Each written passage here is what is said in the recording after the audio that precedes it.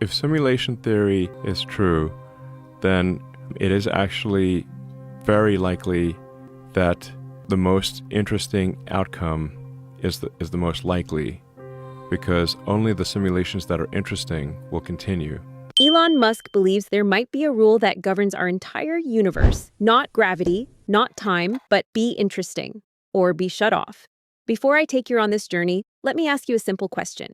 If you were living in a simulation right now, what would make your life interesting enough to keep it running? Let me know your answers below, and I'll pin my favorite one.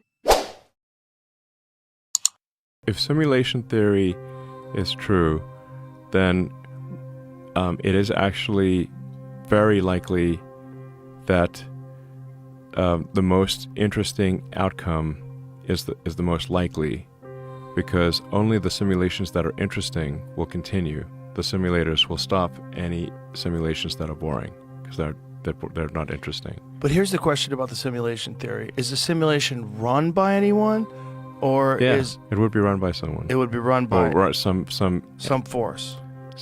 The program, like in this reality that we live in, we run simulations all the time.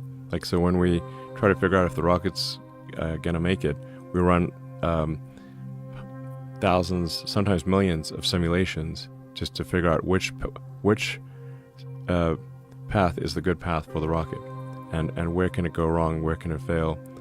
But when we do these, I'd say at this point, millions of simulations of what can happen with the rocket, we ignore the ones that are where everything goes right, because we just care about we have to address the situations where it goes wrong.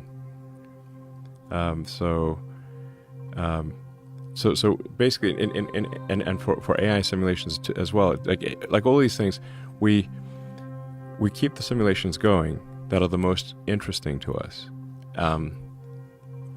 So if simulation theory is accurate, if it is true, who knows, then the simulators will continue to run the simulations that are most interesting. Therefore, from a Darwinian perspective, the only surviving simulations will be the most interesting ones. And in order to avoid getting turned off, the only rule is you must keep it interesting, or you will,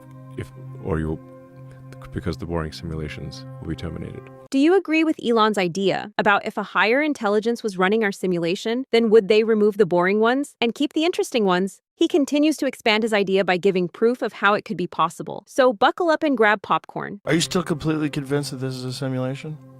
I didn't say I was completely convinced. Well, you said it's like the odds of it not being are in the billions. I guess that's not completely, because you're saying there's a chance.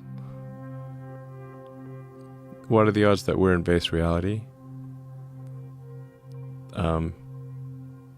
Well, given that we're able to create increasingly sophisticated simulations, so if you think of, say, video games and how video games have gone from very simple video games like Pong with two rectangles and a square, to video games today being photorealistic, with millions of people playing simultaneously, and all of that has occurred in our lifetime.